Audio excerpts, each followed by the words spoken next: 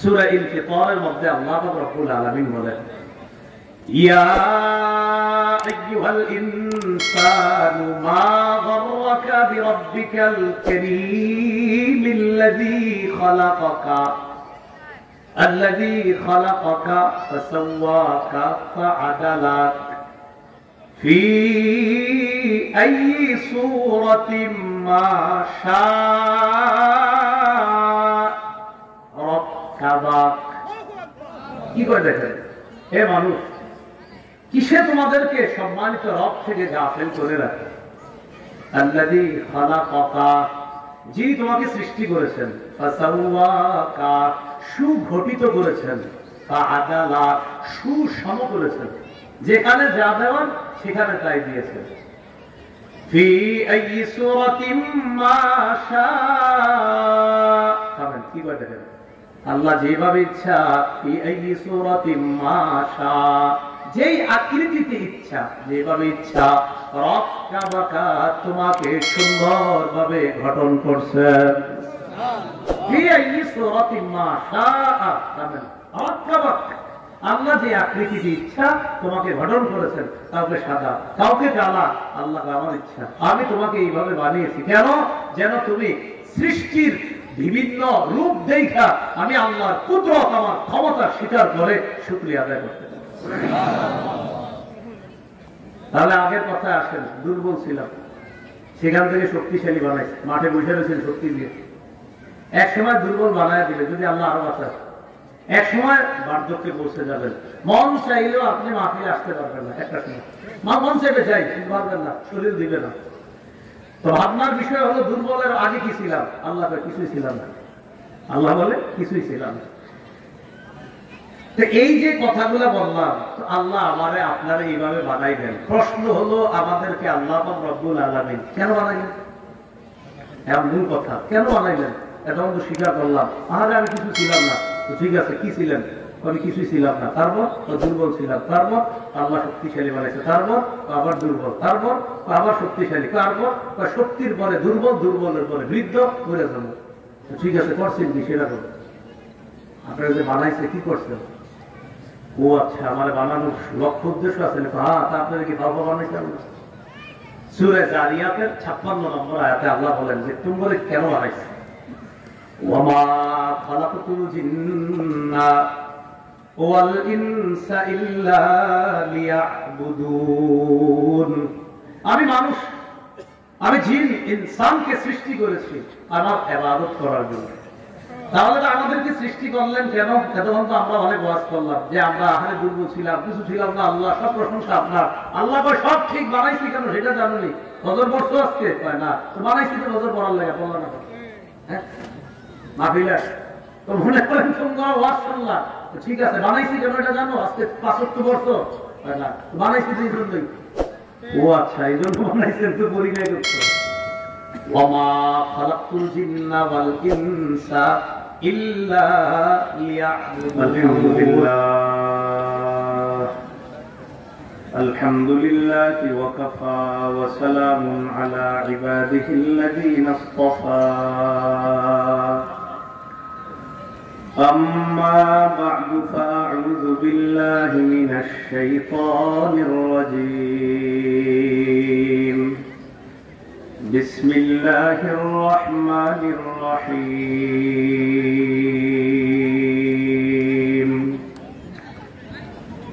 আল্লাহুল্লাযী খালাকাকুম মিন দু'ফিন সুম্মা জা'আলা মিন বা'দি দু'ফিন কুওয়া ثم جعل من بعد قوة ضعفا وشيبا يخلق ما يشاء وهو العليم القدير. وقال تعالى فلينظر الإنسان مما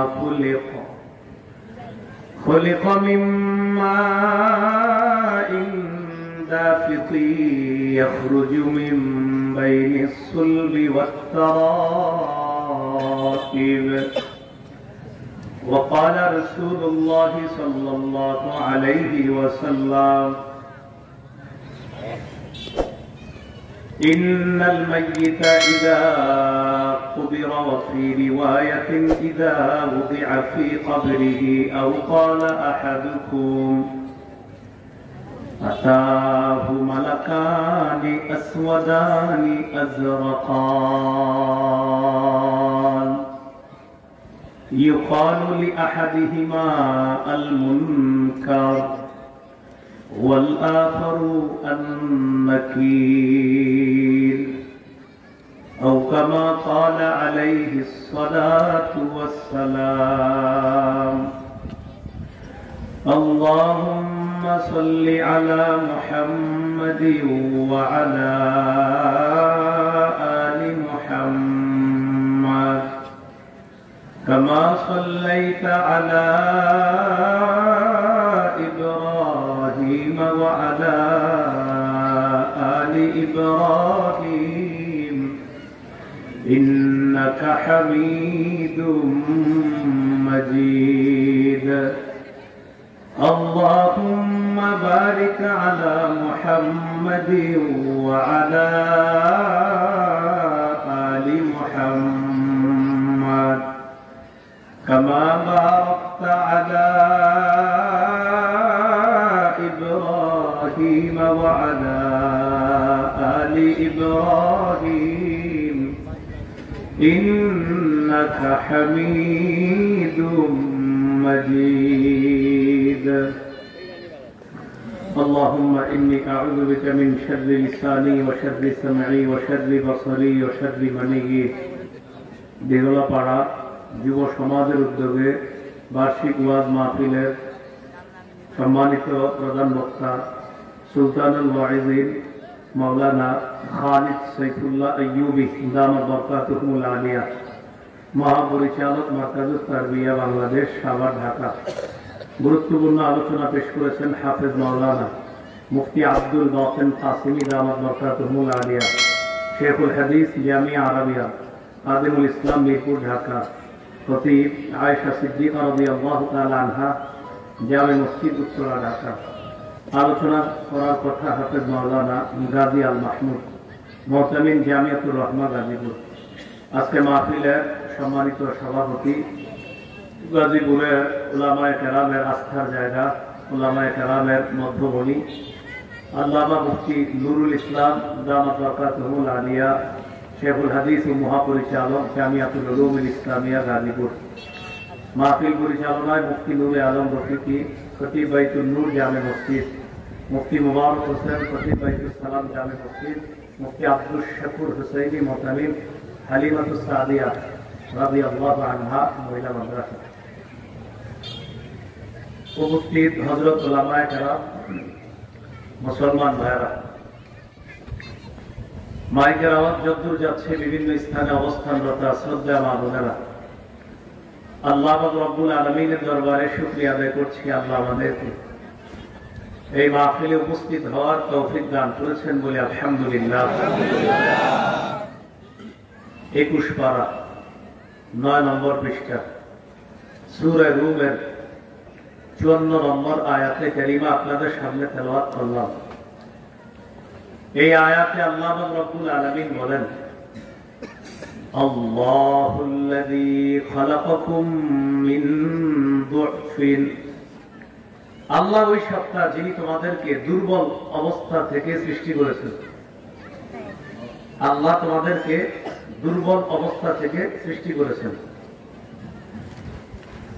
সুম্মা জাআলা মিন বা'দি দুফিন কুওয়া, দুর্বল অবস্থা থেকে তোমাদেরকে শক্তিশালী অবস্থায় তিনি নিয়ে গেছেন।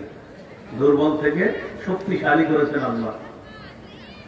সুম্মা জাআলা মিন বা'দি কুওয়াতিন দুফাও ওয়া শাইবা, তোমাদেরকে শক্তিশালী করার পর আবার দুর্বল বানাইছে। দুর্বল বানানোর পর আবার বার্ধক্যে পৌঁছায় দিচ্ছে, বৃদ্ধ বানায় দিচ্ছে। দুর্বল শক্তিশালী, দুর্বল বার্ধক্য।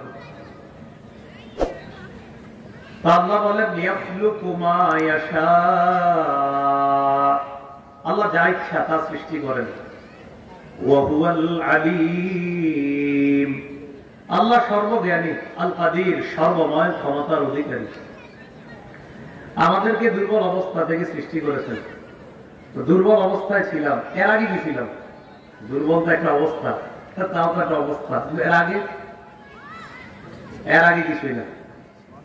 সূরা দাহার বা সূরা ইনসানের 1 নম্বর আয়াতে আল্লাহ বলেন, হাল আতা আলাল ইনসানি হিনুম মিনাদ-দাহর লাম ইয়াকুন শাইআম মাযকুরা। অবশ্যই মানুষের উপর এমন একটা সময় এসেছে, মানুষের উপর এমন একটা সময় অতিবাহিত হয়েছে যখন সে উল্লেখ করার মতো কিছুই ছিল না। তাহলে আল্লাহ বললেন দুর্বল অবস্থা থেকে। ভাবনার বিষয় হলো দুর্বল অবস্থার আগে আল্লাহ বলে দিলেন কিছুই ছিল না, তুমি উল্লেখ করার মতো কিছুই ছিল না। এই জন্য আল্লাহ বলছেন সৃষ্টি নিয়ে একটু চিন্তা করো তোমাদের।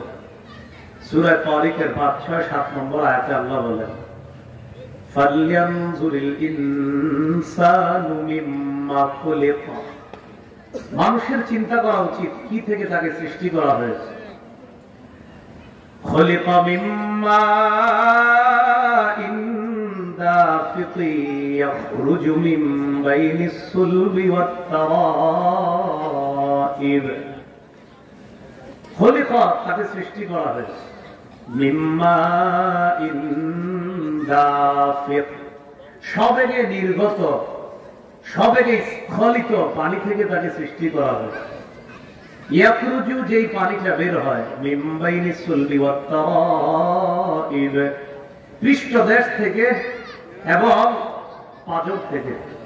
পৃষ্ঠদেশ এবং পাজর, এই আয়াত নিয়ে চিন্তা করলে দেখা যায় বুকের একটা জায়গায় মানুষের শুক্রবিন্দুর অবস্থান, সেখান থেকে এটা বের হয়। বের হওয়ার পর উভয়টা সংমিশ্রণ করে আল্লাহ পাক রব্বুল আলামিন মায়ের রেহেমের মধ্যে রেখে দিয়ে এরপর আল্লাহ পাক রব্বুল আলামিন সেখান থেকে আস্তে আস্তে তাকে বড় করে। কিভাবে আল্লাহ বড় করে? সূরা হজের 5 নম্বর আয়াতে আল্লাহ বলেন, ইয়া আইয়ুহান নাসু ইন কুনতুম ফি রাইবিম মিনাল বা'থ।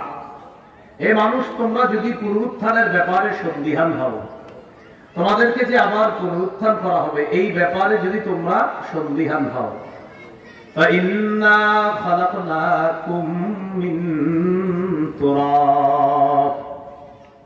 মাটির পেটে গেছো এই জন্য তোমাদের সন্দেহ লাগে যে মাটির নিচে গেলে আবার পুনরুত্থান কিভাবে সম্ভব। আল্লাহ কয়তো বানাইছি তো মাটি দিয়ে। তোমার সন্দেহ মাটির নিচে গেলে পুনরুত্থান কিভাবে? আল্লাহ কয়তো বানাইলেন তো মাটি দিয়ে। মাটি দিয়ে যদি তোমার অনস্তিত্ব থেকে অস্তিত্ব দান করতে পারি, তো মাটি থেকে আবার পুনরুত্থান করা আমি আল্লাহর কাছে কোনো ব্যাপার না। فإنا خلقناكم من تراب, আমি তোমাদেরকে সৃষ্টি করেছি মাটি থেকে। সুম্মা মিন নুতফা, অতঃপর শুক্রবিন্দু থেকে। মুফাসসিরিনে কেরাম লিখেছেন শুক্রবিন্দুর মধ্যে ফেরেশতার মাধ্যমে আল্লাহ মাটির সংমিশ্রণ দিয়ে টোটাল মাটি, পানি ইত্যাদি মিলিয়ে সার নির্যাস তৈরি করলে আল্লাহ মানুষ বানায়। সুবহানাল্লাহ। এরপর সুম্মা মিন আলাকা, জামাত রক্ত থেকে।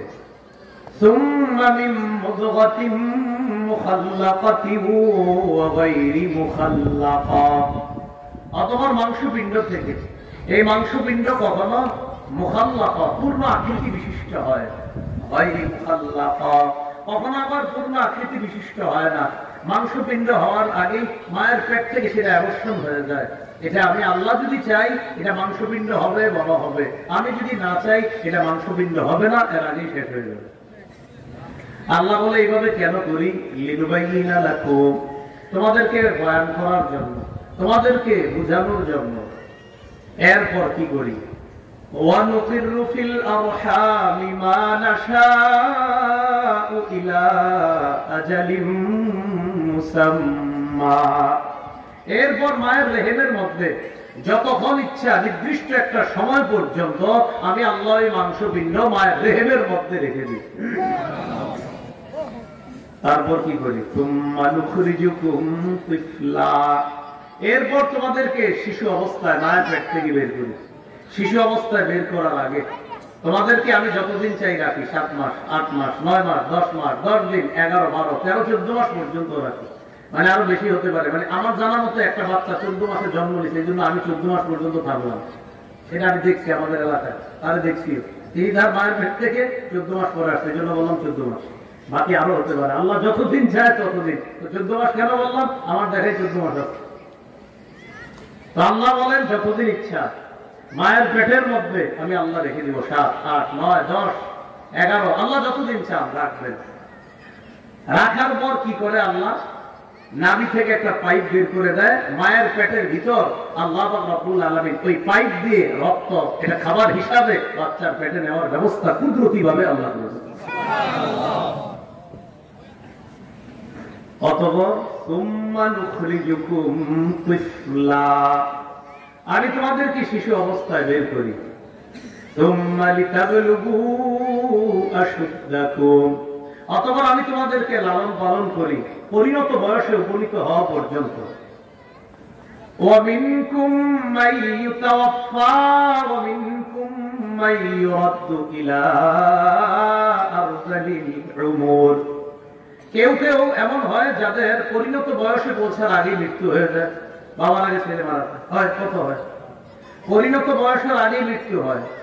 ومنكم من يرد إلى أرذل العمر, কাউকে কাউকে চরম বার্ধক্যে উপনীত করা হয়, আপনার চূড়ান্ত বার্ধক্যে পৌঁছে দেওয়া হয়। কত মানুষ 98, 100, 110, 20 বছর বাঁচে।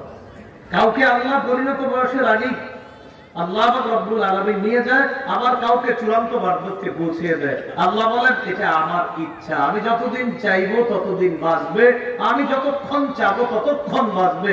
আমার হুকুম নাই সে বাঁচবে না, হুকুম আছে সে বাঁচবে। বাস। কিভাবে বের করে? শিশু অবস্থায়। শিশু অবস্থায় যখন আসছি তখন কেমন ছিলাম? 14 বার সূরা নাহল 78 নম্বর আয়াতে আল্লাহ বলেন, ওয়াল্লাহু আখরাজাকুম মিন বুতুনি উম্মাহাতিকুম লা তা'লামুনা শাইআ ওয়া জা'আলা লাকুমুস সামআ ওয়াল আবসারা ওয়াল আফইদা লা'আল্লাকুম তাশকুরুন। আল্লাহ তোমাদেরকে তোমাদের মায়ের পেট থেকে বের করেছেন, অতঃপর তোমাদেরকে শ্রবণ শক্তি দিয়েছেন, তোমাদেরকে দৃষ্টি শক্তি দিয়েছেন, তোমাদেরকে অন্তর দিয়েছেন।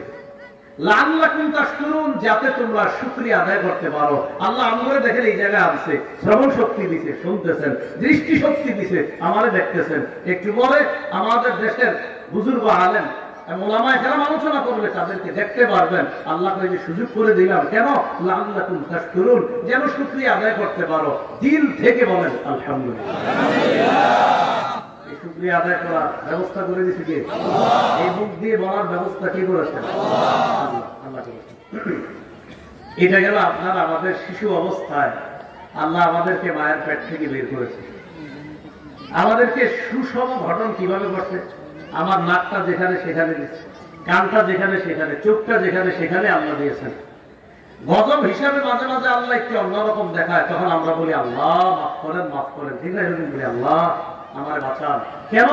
যে একটা মানুষ একটু অন্যভাবে হইলে আমরা বলি আল্লাহ আলহামদুলিল্লাহ আপনি আমারে কত ভালো রাখছেন।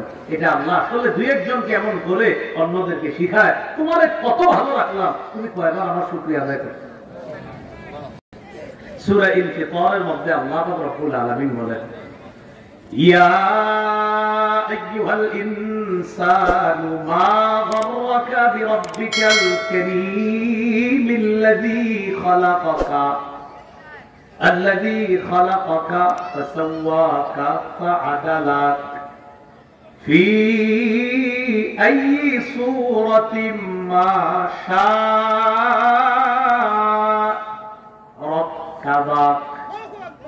কি করে দেখেন হে মানুষ, কিসে তোমাদেরকে সম্মানিত রব থেকে গাফেল করে রাখে? আল্লাযী খালাকাকা, যিনি তোমাকে সৃষ্টি করেছেন, ফাসাওয়াকা, সুগঠিত করেছেন, ফাআদালা, সুসম করেছেন, যেখানে যা দেওয়ার সেখানে তাই দিয়েছেন। ফি আইয়ি সূরাতিন মা শাআ, কি করে দেখেন আল্লাহ যেভাবে ইচ্ছা যেই আকৃতিতে ইচ্ছা যেভাবে ইচ্ছা তোমাকে সুন্দরভাবে গঠন করছেন।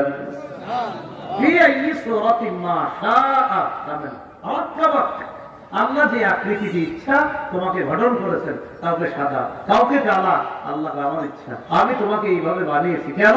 যেন তুমি সৃষ্টির বিভিন্ন রূপ দেখা আমি আল্লাহর কুদরত আমার ক্ষমতা স্বীকার করে শুকরিয়া আদায় করতে পারি। তাহলে আগের কথা আসেন, দুর্বল ছিলাম, সেখান থেকে শক্তিশালী বানাইছে, মাঠে বসে রয়েছেন শক্তি দিয়ে।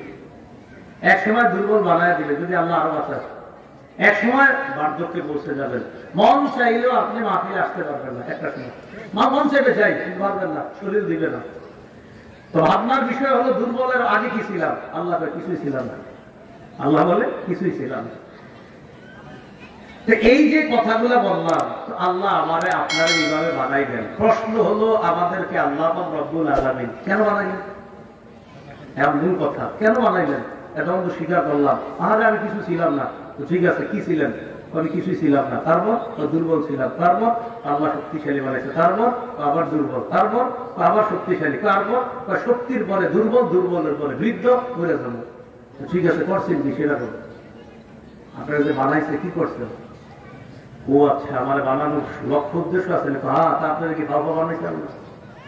সূরা জারিয়াতের 56 নম্বর আয়াতে আল্লাহ বলেন যে তুমি বলে কেন বানাইছে?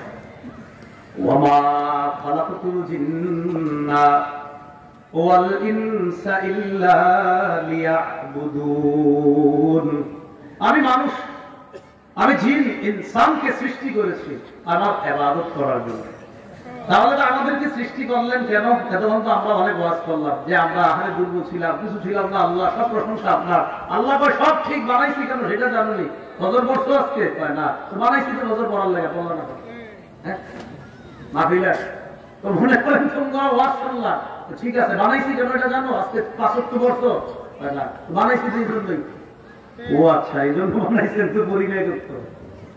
ওয়ামা খালাকতুল জিন্না ওয়াল ইনসা ইল্লা লিয়াবুদুন। আমি জিন ইনসানকে বানাইছি আমার ইবাদত করার জন্য। এবার প্রশ্ন, কেমন ইবাদত?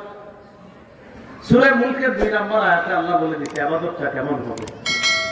আল্লাযী খালাকাল মাউতা ওয়াল হায়াতা লিয়াবলুয়াকুম আইয়ুকুম আহসানু আমালা।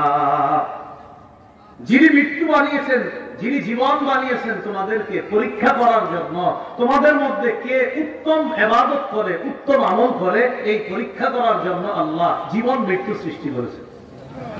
তাহলে প্রথম কথা, বানাইছে কেন? ইবাদতের জন্য। কেমন ইবাদত? উত্তম ইবাদত। এবার কথা, উত্তম ইবাদত করলে কি লাভ?